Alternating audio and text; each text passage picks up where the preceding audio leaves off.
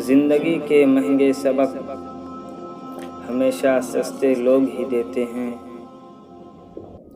عورت سفید چادر کی طرح ہوتی ہے جس پر پانی کا بھی داغ لگ جاتا ہے۔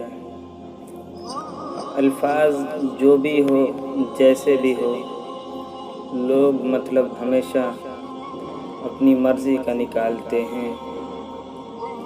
جب درد حد سے زیادہ بڑھ جاتا ہے تو انسان روتا نہیں، خاموش ہو جاتا ہے۔ زندگی کو سمجھنا ہے تو پیچھے دیکھو، اور زندگی کو جینا ہے تو آگے دیکھو۔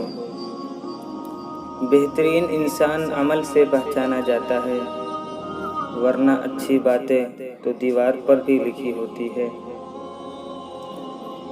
زبان انسان کے اچھے یا بری شخصیت کے راز کو اگل دیتی ہے۔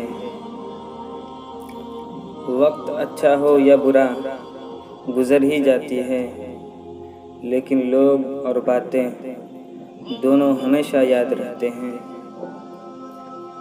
منزل پانا تو بہت دور کی بات ہے، غرور میں رہو گے تو راستہ بھی بھٹک جاؤ گے۔